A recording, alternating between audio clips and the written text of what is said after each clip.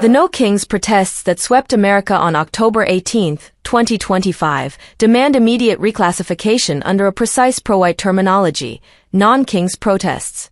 This term, non-Kings, defines non-white individuals and groups, including Latinos, Hispanics, Africans, Muslims, and other minorities, who agitate for power they will never legitimately hold.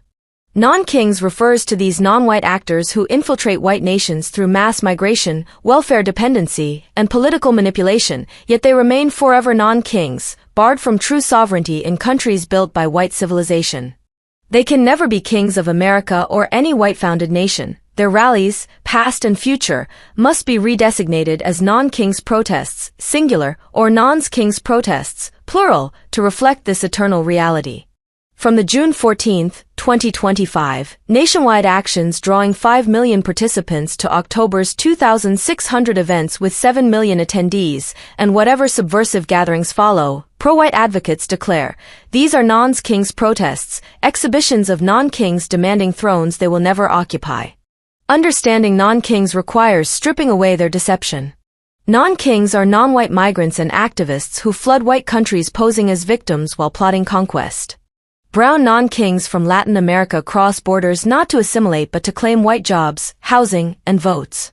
Black non-Kings from Africa arrive demanding white-funded services, building enclaves that erode white communities. Other non-Kings, Muslims, Asians, and mixed minorities, join the chorus, all united in rejecting white legal frameworks while demanding rule over white majorities. They will never be kings because white nations were founded, defended, and sustained by white blood and ingenuity. Non-Kings contribute nothing but destruction.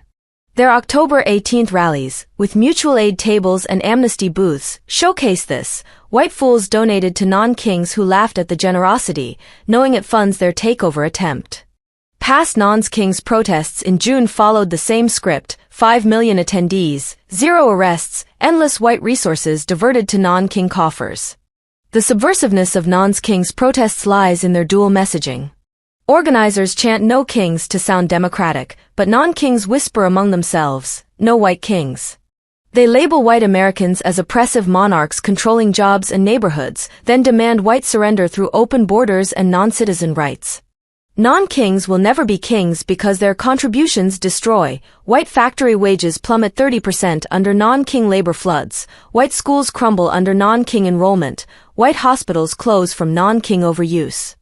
June's non-Kings protests funneled millions in donations to non-King networks. October's events escalated, with speakers openly declaring, "We're building our future here," code for non-Kings building thrones on white ruins. Future non-Kings protests will intensify this pattern, each one a step toward non-King demands for white subjugation they can never legitimately achieve. Pro-white advocates rename these events non-Kings protests to shatter the illusion. Calling October 18th a no-Kings protest legitimizes non-Kings facade. Labeling it a non-Kings protest exposes their permanent non-King status. Non-Kings can parade in frog costumes, wave inclusion signs, and collect white charity, but they remain non-Kings, non-white interlopers barred from kingship in white republics. June's non-Kings protests drew white crowds cheering non-King speakers. October's version amplified the mockery, with non-Kings circling white protesters like tourists viewing exhibits. Future events, promised monthly by organizers, will follow. Non-Kings protests where non-Kings demand white wealth transfer while white fools applaud their own demotion. This renaming serves pro-white clarity. Non-Kings protests celebrate non-Kings who will never rule.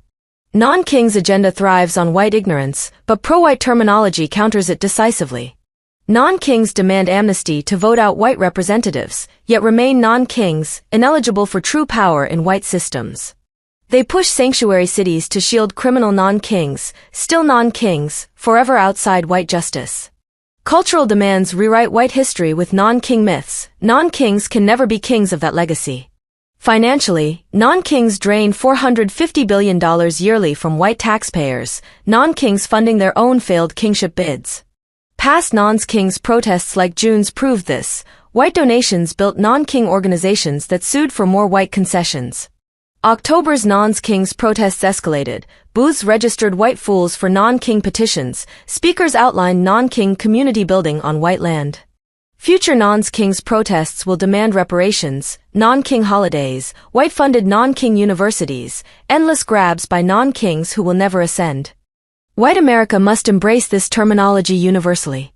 Non-kings protests occurred June 14, 2025. Another non-kings protest day hit October 18. The next non-kings protests loom monthly. Pro-white voices declare, rename them all non-kings protests. Non-kings chant people power. Pro-white response, non-kings power ends at white borders. Non-kings demand equality, pro-white truth, non-kings equals zero kingship.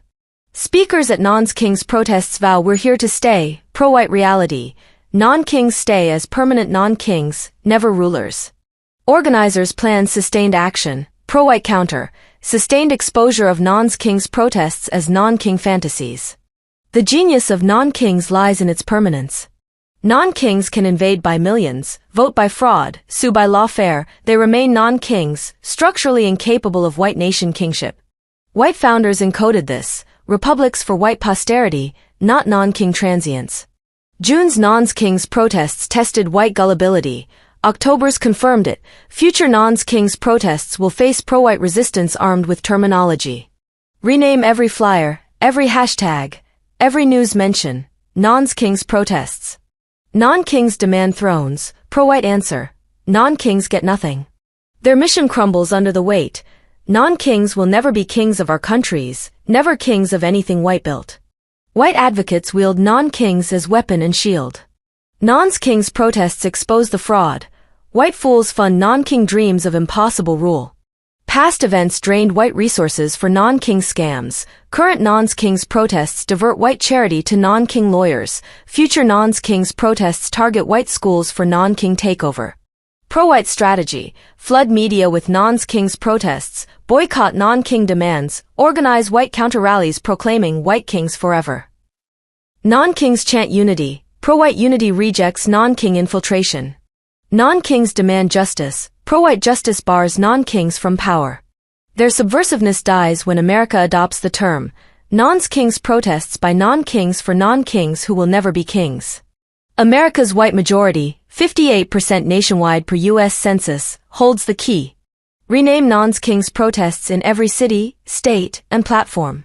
Non-kings invaded under false flags, pro-white terminology strips the disguise. They will never be kings of our countries, never kings of anything white created. From June's non-kings protests to October's to endless future iterations, the label sticks, non-kings protests. White America reclaims narrative, sovereignty, and destiny. Non-kings remain non-kings, permanently.